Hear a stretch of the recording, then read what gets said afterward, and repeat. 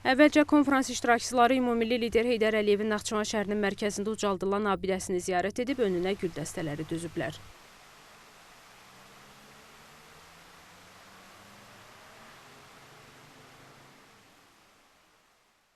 Bugün biz 3-cü konferansımız üçün Naxçıvan Muxtar Respublikasına gəlmişik.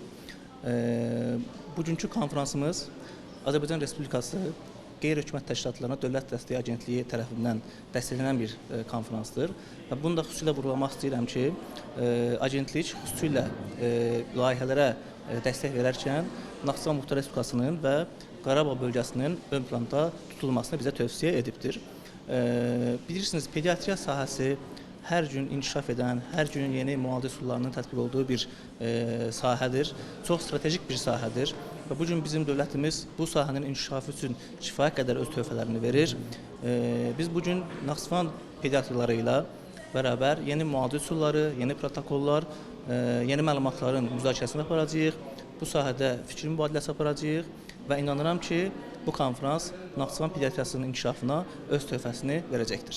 Bugünkü günün məqsədi həmkarlarla birlikdə olmaq, onlarla ən son yenilikləri paylaşmaq, onların suallarını cavablandırmaq, eyni zamanda da fikir mübadiləsini aparmaqdır. Sabah isə biz həkimlərlə bərabər burada xəstəxanada uşaqların müayinəsi aksiyasını keçirəcəyik və xüsusən də çox önəmsədiyimiz mövzu həkimlərin yetişməsi və təkmilləşdirməsidir. Ona görə həkimlərin təkmilləşdirməsi üçün bu cür konferanslarda daima iştirak edirik. Ümid edirəm ki, bu konferans hər zamanki kimi uğurlu keçər və həkimlər bundan faydalanır.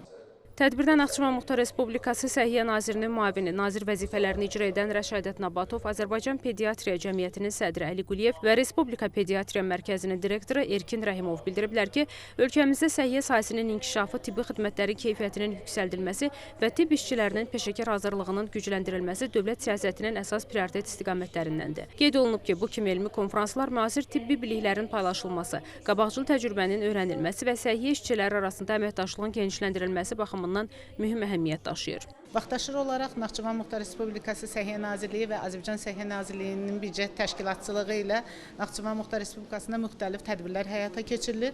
Bugünkü tədbir isə bizim pediatriyamıza həsr olunub. Konferansımızdan ümidvaram ki, bütün pediatrlarımız yararlanacaqlar və Naxçıvandakı pediatriyanın inkişafına mühüm rolu olacaqdır. Bundan başqa Muxtar Respublika ərazisində Bakıdan dəvət olunmuş həkimlər tərəfindən müxtəlif aksiyalar keçirilir. Bu aksiyalardan biri də sabah bizim müəssisəmizdə keçiriləcək. Bakıdan dəvət olunmuş pediatrlarla bir yerdə 100-dən çox xəstə müayinə olunacaq və ümidvaram ki, bu tədbirlər silsiləvi olaraq davam edəcək və səhiyyəmizin inkişafına öz müsbət təsirini verəcək.